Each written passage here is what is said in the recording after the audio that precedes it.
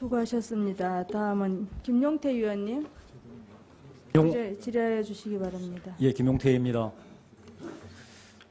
시간이 갈수록 한국은행 대 기재부, 금융위, 금감원의 영토 싸움의 진실이 무언지 솔직히 헷갈립니다.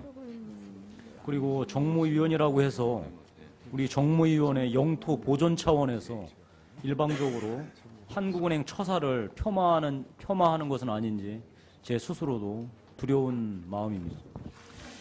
이런 점을 전제로 해서 제가 먼저 한국은행 우리 부총재께 묻고 이어서 우리 기재부 차관 다음에 금융위원회 입장을 제가 여쭤보겠습니다.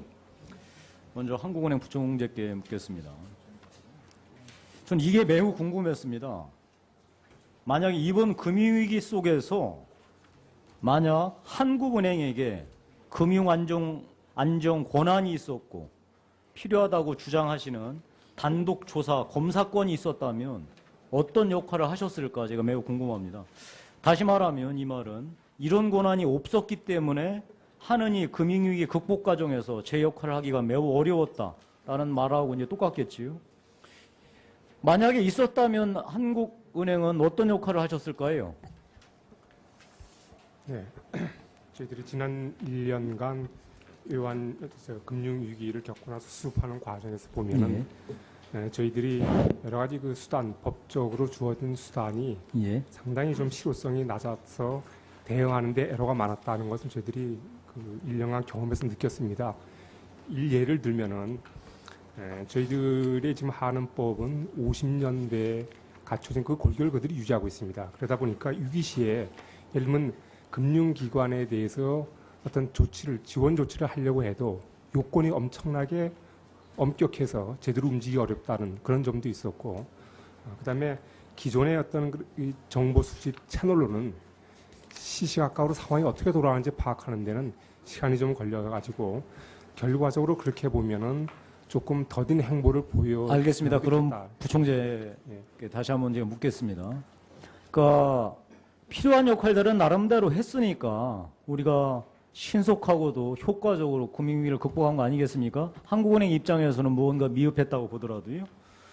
일단 한국은행에서도 그 본인들이 주장하시는 것처럼 제한된 조건 내에서 하실 일은 다 하셨을 거 아닙니까?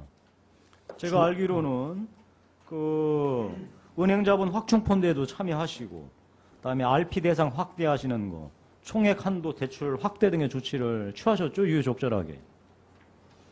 근데 우리 평가가 엇갈리는 게 하느니 이런 행동들을 하면서도 오히려 좀 더 과감하게 했어야지. 그러니까 이거는 권한의 문제라기보다는 의지의 문제가 아니었나라는 비판들이 굉장히 많았습니다.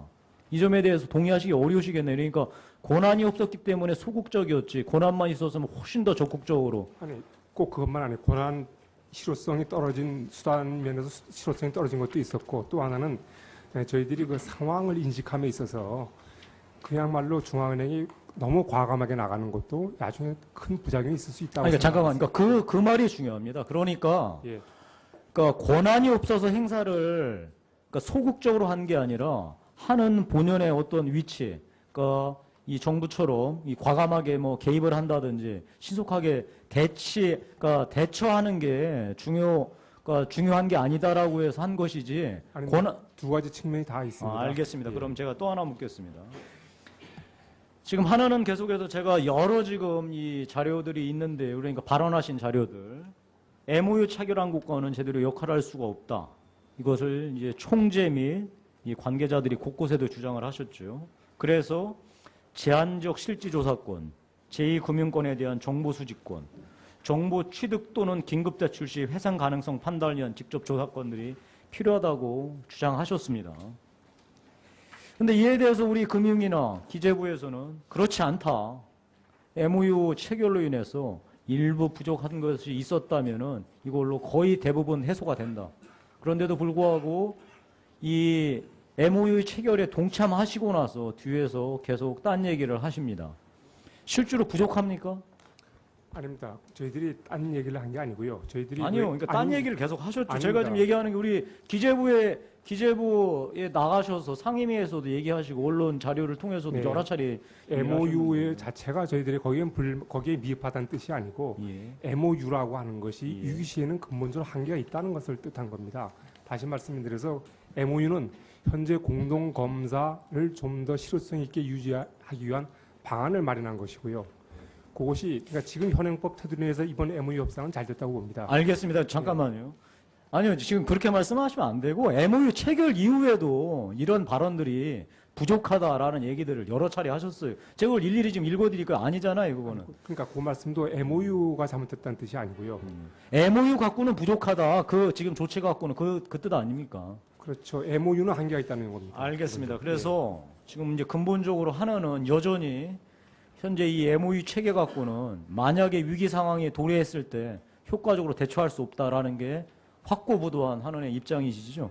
알겠습니다. 그러면 우리가 이제 국가기관 여러 개가 있는데 한원 말고는 나머지는 지금 결코 그렇지 않다. 충분하다고 얘기합니다. 일단 그러면은 우리 기획재정부 입장을 간략하게 묶어서 답변을 주시겠습니까? 예, 기획재정부 허경욱 차관입니다. 저희는 기본적으로 현행법으로도 이번 위기에는 관계부처가 다 협조해가지고 이번 위기를 잘 극복했다고 생각합니다. 예. 다만 저희는 이번 현행법뿐만 아니라 국제적으로 감독 체계와 감독 기관 간의 권한을 제하자는 논의가 있기 때문에 그 부분 한번 들여다볼 필요는 있다고 생각합니다. 그 부분을 들여다보려면은 지금 저희가 만든 MOU에 한번 실행이 어떻게 되는지 한번 해보고 또 국제 논의가 아직 벌어만졌지 한쪽으로 논의가 합의점 형성이 되고 있지 않습니다. 그런 걸 다 감안하면 최소한 1년 정도 이상의 시간을 좀 봐가면서 천천히 이 작업을 좀 크게 보고 해 나가야 된다고 생각합니다. 알겠습니다. 그러니까 시간이 필요하다고 말씀이죠. 우리 금융위 위원장님 입장 간략하게 말씀하시죠. 기재부하고 동일한 입장입니까? 아니면 본질적으로 한은의 입장은 과도하다, 충분하다는 입장입니까? 아니, 대체적으로는 뭐 같은 입장입니다만은 기재부하고요. 예, 근데 시간이 필요하다. 좀 더 아닙니다. 조금 뉘앙스가 다릅니다. 그 기본적으로 한은법 개정에 논의가 된 배경이 이번에 그 얘기는 여러 번 나왔으니까요. 예, 예. 제가 지금 그러니까, 입장만 서로 확인을 하자는 거예요. 이렇게 예. 삼자가 우리 위원회에서 공개 석상에서 얘기하는 거 쉽지 않지 않습니까?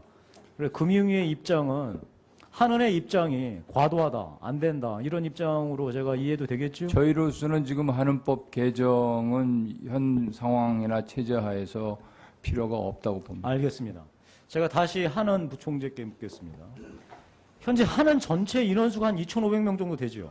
2,200명쯤 됩니다. 아, 참 2,200명이요? 제가 갖고 있는 자료하고 좀 다른데? 2,200명이요? 네, 정확한 숫자 2,200에서 2,304입니다. 제가 2,500 한 30명 정도로 알고 있는데 좋습니다. 하여튼. 네. 근데 전체 인원이 유효 인력이나 일이 과소한 것 없이 풀로 가동되고 있습니까? 그러니까 풀로 하여튼 뭐 가동되고 이제 그게 조직의 기본일 테니까요. 모든 분들이 자기 업무를 최대한 풀로 하고 있다. 근데 만약에 풀로 하고 있다면 금방 한은이 주장하는 대로 금융 안정 권한이나 한은에서 요구하는 각급 검사 조사권을 획득하게 된다면 인원이 훨씬 많이 필요하겠죠?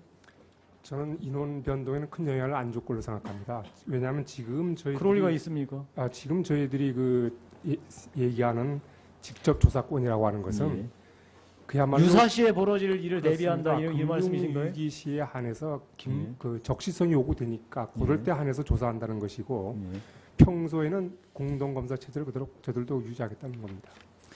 알겠습니다. 근데 저는 지금 그 입장을 제가 세 군데 입장을 이제 정확하게 확인해서 속기록에 남기고자 제가 여쭤봤고요. 하여튼 분명하게 이 금융위하고 한은의 입장이 다르다는 건 저희가 확인했습니다. 그래서 어느 게 맞는지는 좀 더 이제 따져봐야 될 것 같고요. 마지막으로 제가 황영기 증인께 여쭙겠습니다. 저는 사실 오늘 지금 굉장히 질문을 몇 개 준비했는데 우리 황영기 증인께 제가 질문이 지금 다 거의 무의미해졌습니다. 그래서 제 입장을 말씀드리고 자유롭게 황영기 우리 증인께서 답변해 주시기 바랍니다. 저는 사실 이것저것 본인이 모든 책임을 진다. 그러니까 다만 불운했다. 그리고 그때 같이 했던 사람들이 책임을 같이 지지 않는 거에 대해서 나로서는 억울하다. 저는 이게 기본적인 스탠스인지 알았습니다. 그런데 사실관계가 틀리고 몰랐다, 책임질 수 있는 부분들이 적다라고 제한적이다. 네, 일부 마무리하십시오. 예, 그렇게 말씀하셔서 제가 지금 굉장히 당황스럽습니다. 그래서 일단 그 은행장님께서 계속 얘기하셨던 우리 증인께서 덫에 한 번 걸리니까 움직일수록 덫이 더 조여온다라는 말씀이 들어서는 오늘 그래서 굉장히 하실 말씀이 많은 것 같습니다. 그래서 우리 이제 책임 소재 문제에 대해서는 아까 충분히 말씀을 하셨으니까요. 물론 이제 소위 뭐 위증이다 아니다 그 사실관계 논란은 좀 더 있겠죠. 그거 말고 저는 간략하게 우리 황 증인의 그 심경을 전반적으로 이 소회를 말씀해 주시기를 바랍니다. 네, 의원님 감사합니다. 제가 가지고 있는 본건에 대한 그 기본 입장은 이렇습니다. 은행장이 은행의 투자와 대출 의사결정에는 실무적으로 개입하지 않는다. 이것은 은행권에서 다 알고 있는 일입니다. 그런 점에서 제가 구체적으로 실무적으로 CDO를 투자를 하자, 얼마를 투자하자, 어느 물건에 투자하자고 지시하거나 개입한 일이 없다는 그 사실관계를 첫째 말씀드린 것이고요. 그다음에 제가 KB금융지주회장직을 유지하는 것은 징계와 상관없는 법적으로는 문제가 없으나 제가 관리자로서 도의적 책임을 지고 지난 9월 29일자로 사의를 표명하고 나와 있습니다. 이런 것은 제가 경영자로서 당연히 해야 될 일이라고 생각을 하고 사퇴를 한 것입니다. 그것과 징계 문제는 저는 별개라고 생각을 합니다. 그래서 제가 징계가 없더라도 이런 정도 상황이면은 경영자로서 책임지는 모습으로 제자리를 내놓는 것이 맞다고 생각해서 나온 것이고요. 징계 문제에 대해서는 지금 현재 그 법적으로 은행법 45조, 23조 등 법령 위반으로 해서 제가 지금 징계를 받은 것으로 되어 있습니다만은 큰 전제는 행위적 책임이 있느냐 없느냐 하는 문제하고 그다음에 그 행위에 대한 그 구체성과 고의성 이런 것들이 관여가 되어야 된다고 생각을 합니다. 그런데 제가 말씀드리는 것은 제가 행위적 책임은 없다는 것을 제가 쭉 주장을 해 온 것이고요. 그거에 대해서 감독원에서는 다르게 보신 것 뿐입니다. 그래서 제가 저 나름대로 주장을 해왔지만 그것이 받아들여지질 않고 업무 정지에 달하는 그 중징계를 받았기 때문에 그거에 대한 뭐 판단은 현명하신 의원님들과 언론에서 판단을 하실 거라고 생각을 하고 저는 금융기관의 임원으로서 피감기관으로서 감독당국의 징계를 받아서 지금 징계 상태에 있는 그런 것입니다. 제가 단 한 가지 말씀을 드리고자 하는 것은 경영진의 경영 책임에 대해서 과도하게 책임을 묻는 것은 바람직하지 않다는 말씀은 한마디 드리고 싶고요.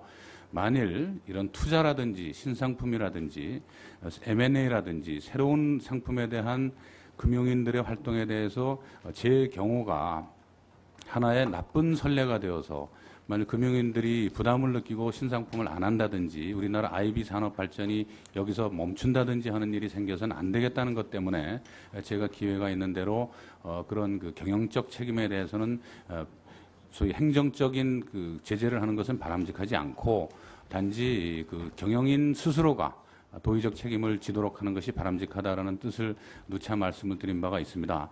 미국의 경우에도 뭐 JP 모간이라든지 여러 금융기관들이 CEO들이 예.